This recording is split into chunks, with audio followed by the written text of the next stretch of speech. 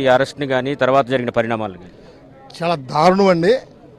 నిన్న ఇక్కడ గన్నవరంలో అయిన పోలీసులు తీసుకెళ్ళి మధ్యలో డ్రైవర్ని వాళ్ళని దింపేసి తీసుకువెళ్ళి రోడ్ల మీదుగా పామరు నుంచి మంటాడ నుంచి కాటూరు మీద తోటలవల్లూరు పిఎస్కి తీసుకొచ్చి తోటలవల్లూరు పిఎస్లో ఏవైతే ఎస్ఐ ఇద్దరు కానిస్టేబుల్ అయితే తీసుకెళ్లారో ఆయన అక్కడ వదిలేసి వస్తారండి మా ఆఫీసర్లు అని చెప్పి వాళ్ళు వెళ్ళిపోయారు.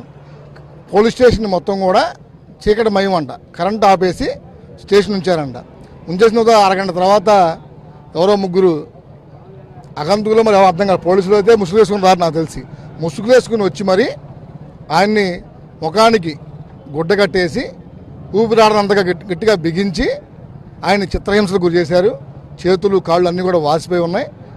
ఇప్పుడే ఆయన చూడటం జరిగింది. నేను చాలా దారుణం అనమాట. ఇలాంటి చర్యలు మన ఆంధ్రప్రదేశ్లో గణవరం చూస్తామని చెప్పి మేము ఎప్పుడు కూడా అనుకోలేదు. ఇది అసలు మన రాష్ట్రంలో ఏ నడుస్తుందో అర్థం కావట్లా. ఒక ఆఫ్ఘనిస్తాన్లో తాలిబాన్ లాగా పరిపాలిస్తున్నారా ఏంటి అసలు? ఇప్పుడు ప్రశ్నించాడు, ఏమన్నాడు, నీకు దమ్ము ఉంటే పోటీ చేయి, లోకేష్ గారు అవసరంలా మేము చాలన్నాడు. దానికి కొట్టేస్తారా? పోలీసులతో కొట్టించేస్తారా? నిన్న ఎవరో కేసు పెట్టారు, మేము కేసు పెట్టాం. వెళ్ళి మా పార్టీ నాయకుడు చిన్నా గారిని ఆ కుటుంబానికి వెళ్ళి ఇంటికి వెళ్ళి దాడి చేస్తే భయపెడితే మేము వెళ్ళి స్టేషన్లో కేసు పెట్టాం. తగలబెట్టింది ఎవరు? వాళ్ళు. తగలబెట్టిన పార్టీ ఎవరు? టీడీపీ కార్యాలయం తగలబెడితే వాళ్ళు హాయిగా రోడ్డు మీద తిరుగుతూ ఉన్నారు.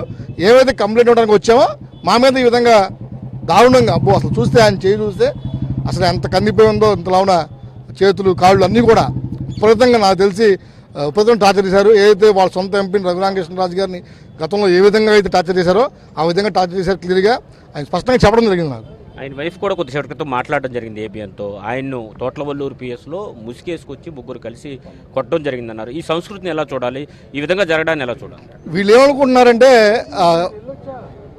జగన్ సైకో, పిల్ల సైకో ఇద్దరు కూడా వీళ్ళు ఏమనుకున్నారంటే కొడితే భయపడిపోతారు అనుకుంటున్నారు.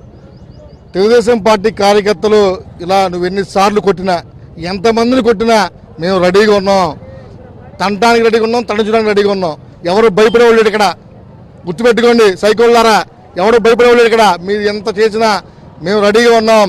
తెలుగుదేశం పార్టీ అధికారంలో రావడం ఖాయం, ప్రజలు మిమ్మల్ని బంగాళాఖాతంలో కావడం ఖాయం. అప్పుడు మీరు చూస్తారు.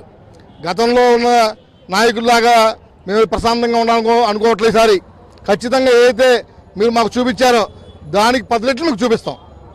చూడొచ్చు, ప్రస్తుతం ఈ కోర్టు వద్ద టీడీపీ కార్యకర్తలు కావచ్చు, నాయకులు కావచ్చు భారీ ఎత్తున ఇక్కడికి చేరుకున్నారు. కోర్టు వద్ద దృశ్యాలను కూడా మనం చూడొచ్చు. ఇక్కడ ఉన్నటువంటి నాయకులు కానీ కార్యకర్తలు కానీ కొద్దిసేపటి క్రితం పట్టాభిని చూసి చాలా ఆవేదన చెందారు. ఎందుకంటే ఆయన వెళ్తూ బస్సులో తీసుకువెళ్తూ ఉన్న సమయంలో ఆయన ఎడమ చేతిని మీడియాకు చూపించడం జరిగింది. తీవ్ర గాయాలయ్యే ఎడమ చేతికి అని ఆయన చేతి వాపును చూపించడం జరిగింది. అదేవిధంగా మరో కుడి చేతికి మోచేతి వద్ద గాయమైనట్టుగా కూడా ఆయన చూపించడం జరిగింది. దిగి నడిచేటప్పుడు కూడా కొంతమేరకు ఇబ్బంది పడ్డారని టీడీపీ కార్యకర్తలు, నాయకులు చెబుతున్న పరిస్థితి అయితే ఉంది.